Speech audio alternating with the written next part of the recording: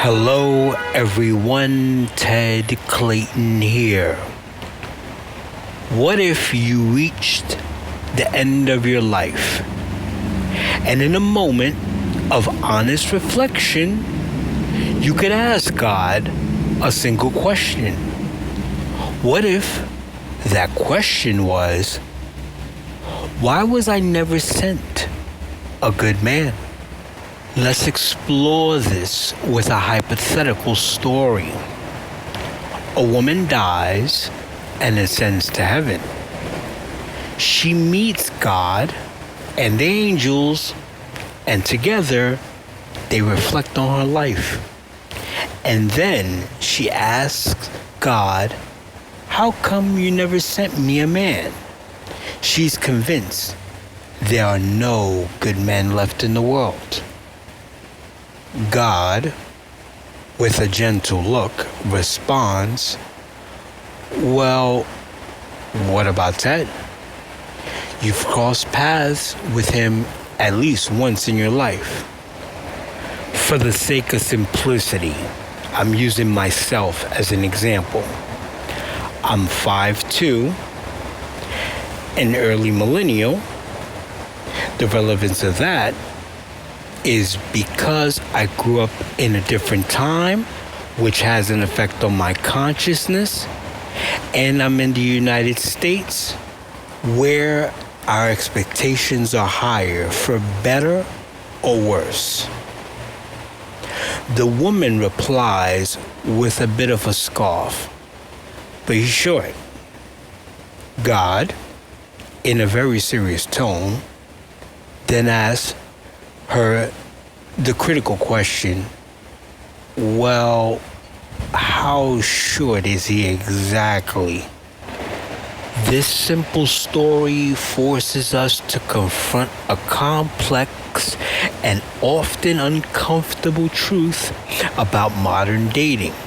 It brings up the subject of physical standards and what happens when those standards become so rigid that they prevent us from finding the very thing we say we want. Think about the frustration a short man might feel. We live in a society where height is often seen as a measure of masculinity and desirability. For a man who is significantly shorter than the average, this can create a real obstacle. He may be kind, successful, and a great partner in every other way, but he can be dismissed instantly because of his height. This leads to a double standard that many people talk about. A woman might complain about dating quote-unquote jerks and quote-unquote assholes, but then immediately turn down a perfectly good man because he's a couple of inches shorter than her. This feels hypocritical.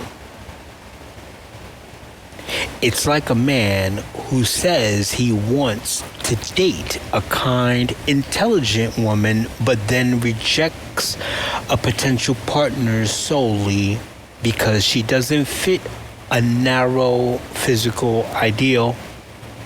The simple truth is, you can't help being short any more than a person can easily change their weight or other physical traits that are often based on genetics. To reject someone on a basis they can't control is a different kind of standard. It's a non-negotiable preference that can blind us to someone's true value. This brings us back to God's question in our story. When God asks, how short is he exactly? He's challenging the woman's priorities. He's not telling her that her feelings are invalid. But he's asking her to be honest about the cost of her preferences. The average woman in the United States is about 5'4". A man at 5'2" is shorter, yes. But is that 2-inch difference a legitimate reason to dismiss someone who could be a loving, supportive partner?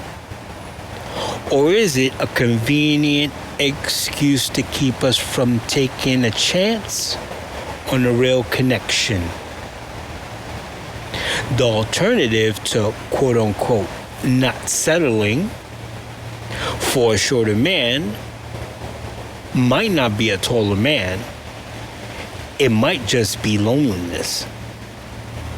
We have to ask ourselves, are our standards a reasonable expression of personal taste? Or are they a self-imposed barrier to happiness? This isn't about telling people to settle. It's about encouraging a deeper reflection on what truly matters in a partner. It's about recognizing that sometimes the things we think we want are actually the things holding us back.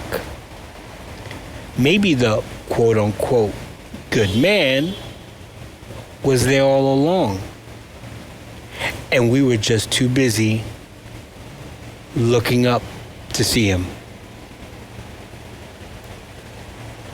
Thank you for listening.